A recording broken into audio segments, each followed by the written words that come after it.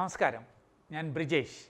സ്വാഗതം career pathway എന്ന YouTube വീഡിയോസിലേക്ക്. ജോലിക്കാരില്ലാത്ത ഒരു സൂപ്പർ മാർക്കറ്റ്, ആമസോൺ ഗോ എന്ന പേരിൽ അമേരിക്കയിൽ ആമസോൺ അങ്ങനെ ഒരെണ്ണം ആരംഭിച്ചപ്പോൾ അതൊരു വലിയ വാർത്തയായിരുന്നു.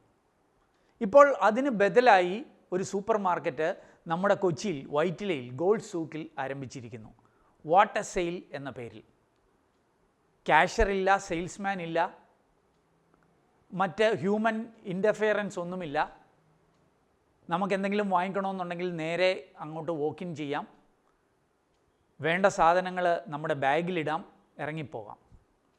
ഇറങ്ങുന്ന സമയത്ത് നമ്മൾ വാങ്ങിച്ച സാധനങ്ങൾക്ക് തുല്യമായ തുക നമ്മുടെ ക്രെഡിറ്റ് കാർഡിൽ നിന്നോ നമ്മുടെ വാളറ്റിൽ നിന്നോ കുറവ് ചെയ്യപ്പെടും എന്ന് മാത്രം. എങ്ങനെയാണ് ഇത് സംഭവിക്കുന്നത്? നിർമ്മിത ബുദ്ധി, ആർട്ടിഫിഷ്യൽ ഇൻ്റലിജൻസ് എന്ന സാങ്കേതിക വിദ്യയാണ് ഇവിടെ ഉപയോഗിച്ചിരിക്കുന്നത്. മറ്റൊരു വാർത്ത നമ്മൾ ഇങ്ങനെ കേൾക്കുകയുണ്ടായി, മാൻ ഹോളുകൾ ക്ലീൻ ചെയ്യുവാനായിട്ട് റോബോട്ടുകൾ അവതരിച്ചിരിക്കുന്നു. കേരളത്തിൽ നിന്ന് തന്നെയുള്ള സ്റ്റുഡൻറ്റ് സ്റ്റാർട്ടപ്പായ ജെൻ റോബോട്ടിക്സിൻ്റെ റോബോട്ട്സാണ് ഈ പ്രവർത്തനങ്ങൾ ചെയ്യുന്നത്. ഇവിടെ ഉപയോഗിച്ചിരിക്കുന്നത് റോബോട്ടിക്സ് എന്ന സാങ്കേതിക വിദ്യയാണ്. അതുപോലെ മറ്റൊരു വാർത്ത ഇങ്ങനെയുണ്ട്, നിസാൻ്റെ ഡിജിറ്റൽ ഹബ്ബ് കേരളത്തിൽ ആരംഭിച്ചിരിക്കുന്നു. എന്താണ് അവരുടെ പ്രവർത്തനം? ഓട്ടോണമസ് കാറുകൾ അല്ലെങ്കിൽ സെൽഫ് ഡ്രിവൺ, സ്വയം നിയന്ത്രിത കാറുകൾ, ഡ്രൈവർ ഇല്ലാത്ത കാറുകൾ നിരത്തിൽ ഇറക്കുകയാണ് അവരുടെ റിസർച്ച് അല്ലെ അവരുടെ ചുമതല. അത് 2020 വിദേശ രാജ്യങ്ങളിലൊക്കെ എത്തും എന്നാണ് പ്രതീക്ഷിക്കപ്പെടുന്നത്. ഈ ഇന്ത്യയിലൊക്കെ എത്രമാത്രം പ്രാവർത്തികമാവും എന്നറിയില്ല. കാരണം തലങ്ങനും വിലങ്ങനും വരുന്ന ഓട്ടോകളും ബൈക്കുകളും ഒക്കെ നമ്മുടെ നിരത്തുകളിൽ എത്ര പ്രാവർത്തികമാവും എന്നറിയില്ല. ഏതായാലും ഈ സാങ്കേതിക വിദ്യകളൊക്കെ വലിയ ചലനമാണ് ഇന്ന് ലോകത്ത് സംഭവിച്ചുകൊണ്ടിരിക്കുന്നത്. ഇതൊക്കെ മുഖ്യമായിട്ടും ആർട്ടിഫിഷ്യൽ ഇൻ്റലിജൻസ്, അതല്ലെങ്കിൽ മെഷീൻ ലേണിംഗ് തുടങ്ങിയ സാങ്കേതിക വിദ്യകളെയൊക്കെ അടിസ്ഥാനപ്പെടുത്തിയിട്ടുള്ളതാണ്. അപ്പോൾ ഈ സാങ്കേതിക വിദ്യകൾ അറിയുകയും ഇതിൽ ഉയർന്നു വരുന്ന തൊഴിലവസരങ്ങൾ മനസ്സിലാക്കുക എന്നുള്ളതും വളരെ പ്രധാനപ്പെട്ടതാണ്. ഇതിലെ തൊഴിലവസരങ്ങളാണ് ഈ വീഡിയോയിൽ വിവരിക്കുന്നത്. ഈ വീഡിയോ നിങ്ങൾ പൂർണ്ണമായിട്ടും കേൾക്കുക, ഇഷ്ടപ്പെട്ടാൽ ലൈക്ക് ചെയ്യുക, അതേപോലെ തന്നെ ഈ വീഡിയോസ് കൂട്ടുകാരുമായിട്ട് ഷെയർ ചെയ്യുക. ഈ വീഡിയോ ചാനൽ ഇതുവരെ നിങ്ങൾ സബ്സ്ക്രൈബ് ചെയ്തിട്ടില്ലെങ്കിൽ ഈ വീഡിയോയുടെ താഴെ നൽകുന്ന സബ്സ്ക്രൈബ് എന്ന റെഡ് ബട്ടണിൽ ക്ലിക്ക് ചെയ്യുക. അതിനുശേഷം ലഭിക്കുന്ന ബെൽ ബട്ടൺ എനേബിൾ ചെയ്യുക എന്നുള്ള കാര്യം ഓർക്കുക. അങ്ങനെയെങ്കിൽ ഇതേപോലെയുള്ള വീഡിയോകൾ, അതേപോലെ തൊഴിൽ അവസരങ്ങൾ പറയുന്ന വീഡിയോകൾ എല്ലാ വെള്ളിയാഴ്ചകളിലും സൗജന്യമായി നിങ്ങളുടെ ഫോണിൽ നോട്ടിഫിക്കേഷനായിട്ട് എത്തും. വീണ്ടും സ്വാഗതം career പാത്വേയിലേക്ക്.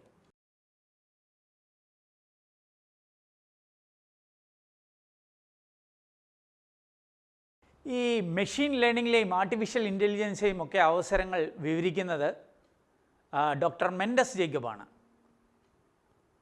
Operational research, management, IT അങ്ങനെ വിവിധ രംഗങ്ങളിലെ ഒരു എക്സ്പേർട്ടാണ് ഡോക്ടർ മെൻഡസ് ജേക്കബ്.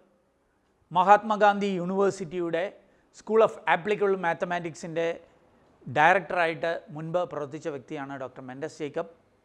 ഈ രംഗങ്ങളിലൊക്കെ ട്രെയിനിങ് നൽകുന്ന IPSR സൊല്യൂഷൻസ് ലിമിറ്റഡിൻ്റെ മാനേജിംഗ് ഡയറക്ടറും CEO-യുമാണ് അദ്ദേഹം. അതിലുപരി കുട്ടിക്കാനം മെരിയൻ കോളേജിലെ MCA വിഭാഗത്തിൻ്റെ ഡയറക്ടറായിട്ട് അദ്ദേഹം പ്രവർത്തിക്കുന്നു. അദ്ദേഹത്തിൻ്റെ കമ്പനി ഈ ആർട്ടിഫിഷ്യൽ ഇൻ്റലിജൻസിലൊക്കെ ബേസ് ചെയ്തിട്ടുള്ള പല പ്രോഡക്ട്സും ഇന്ന് ഡെവലപ്പ് ചെയ്തുകൊണ്ടിരിക്കുകയാണ്. അപ്പം അദ്ദേഹം ഈ അവസരങ്ങളെക്കുറിച്ച് വിവരിക്കുകയാണ്. ശ്രദ്ധാപൂർവം കേട്ടിരിക്കുക.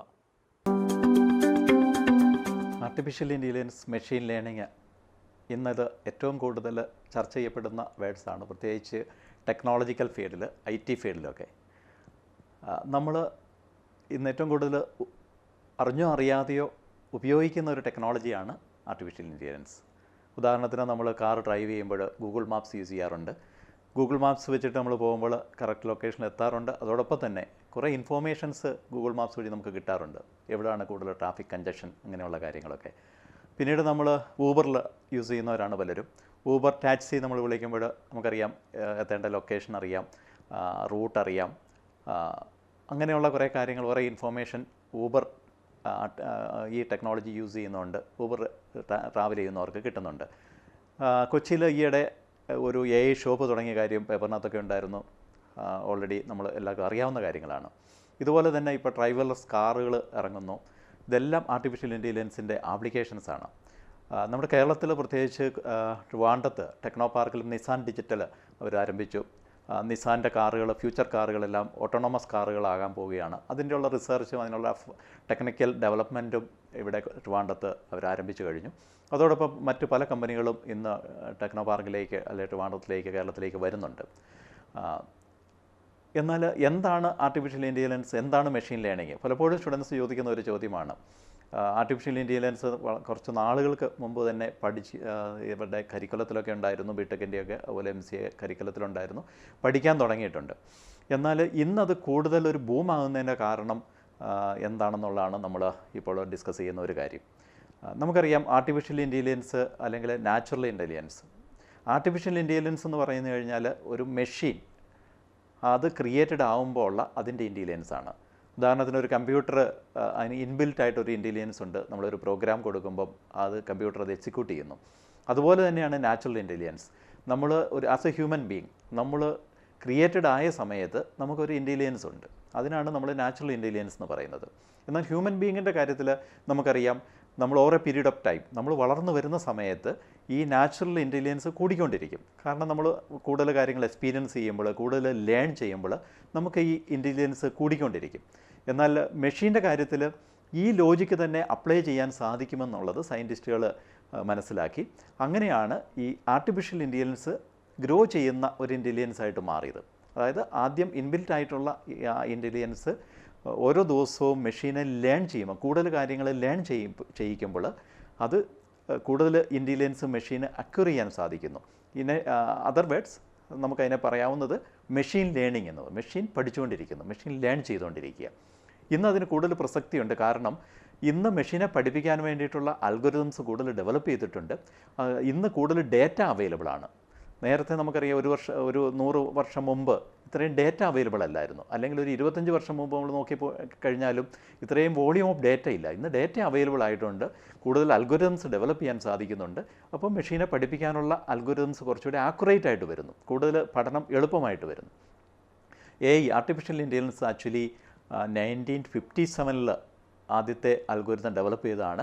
ഫ്രാങ്ക് റോസൻബ്ലാറ്റ് എന്ന് പറയുന്ന ഒരു സയൻറ്റിസ്റ്റ് അന്ന് ട്രാവലിംഗ് സെയിൽസ്മാൻ പ്രോബ്ലത്തിന് വേണ്ടിയിട്ട് ഒരു അൽഗോരിതം ഡെവലപ്പ് ചെയ്തു. അതിന് നിയറസ്റ്റ് നെയ്ബർ അൽഗോരിതം എന്നാണ് പറയുക. എന്നാൽ വർഷങ്ങൾക്ക് ശേഷമാണ് ഇന്ന് ആർട്ടിഫിഷ്യൽ ഇൻ്റലിജൻസ് ഒരു ബൂമായിട്ട് മാറിയത്. അതിന് ഒരു പ്രധാനപ്പെട്ട കാരണം ഞാൻ നേരത്തെ പറഞ്ഞ പോലെ ഡേറ്റയുടെ ഗ്രോത്താണ്. നമ്മൾ വളരെ നല്ലൊരു എക്സാമ്പിളായിട്ട് ഇതിനകത്ത് പറയാവുന്നത് IBM വാട്സനാണ്. IBM വാട്സൺ എന്ന സൂപ്പർ കമ്പ്യൂട്ടർ ഇന്ന് രോഗങ്ങൾ ഡയഗ്നോസ് ചെയ്യുന്നു. അത് ഒരു ഹ്യൂമൻ ഡോക്ടർ ചെയ്യുന്നതിനേക്കാൾ പെർഫെക്റ്റായിട്ട് IBM വാട്സൺ ഇന്ന് അത് ചെയ്യാൻ സാധിക്കുന്നുണ്ട്.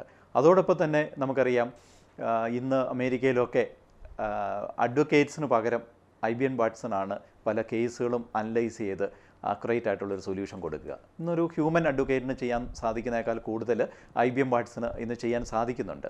അതിൻ്റെയൊക്കെ കാരണം ഈ ഡേറ്റയുടെ ഗ്രോത്താണ്.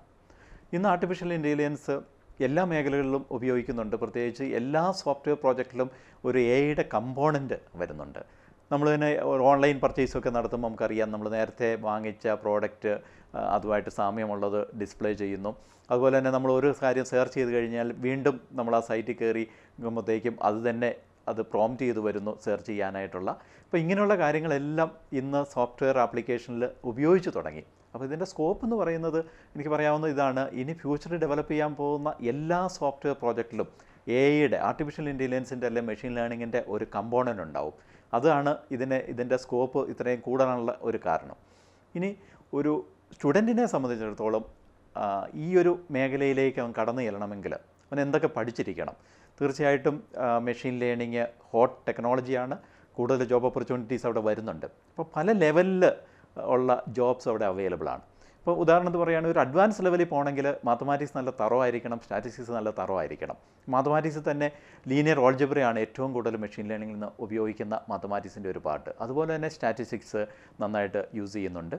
അപ്പോൾ അങ്ങനെ ഒരു നോളജ് ഉള്ള ഒരാൾക്ക് ഒരു അഡ്വാൻസ് ലെവലിലേക്ക് ഒരു മെഷീൻ ലേണിംഗ് എക്സ്പേർട്ടായിട്ട് മാറാൻ സാധിക്കും. പക്ഷേ ഒരു ഫ്രഷറെ സംബന്ധിച്ചിടത്തോളം ഒരുപക്ഷെ അവന് മാത്തമാറ്റിക്സിന് അത്രയും ബാക്ക്ഗ്രൗണ്ട് ഇല്ലായിരിക്കും. ഒരു BTech കമ്പ്യൂട്ടർ സയൻസ് ഒക്കെ പഠിച്ച സ്റ്റുഡൻസ് അല്ലെങ്കിൽ ഒരു MCA പഠിച്ച ഒരു സ്റ്റുഡൻറ്റിനെ സംബന്ധിച്ചിടത്തോളം ഇതിനകത്തേക്ക് ഒരു എൻട്രി വളരെ എളുപ്പമായിട്ട് നമുക്കൊരു എൻട്രി കിട്ടണമെങ്കിൽ അതിന് ഏറ്റവും നല്ല മാർഗ്ഗം പൈതൺ ലാംഗ്വേജ് പഠിച്ചു തുടങ്ങുക എന്നുള്ളതാണ്. കാരണം ഇന്ന് പൈതൺ ഒരു മൾട്ടിപർപ്പസ് ലാംഗ്വേജാണ്. പൈതണാണ് ഇന്ന് മെഷീൻ ലേണിങ്ങിൽ ഏറ്റവും കൂടുതൽ യൂസ് ചെയ്യുന്നത്.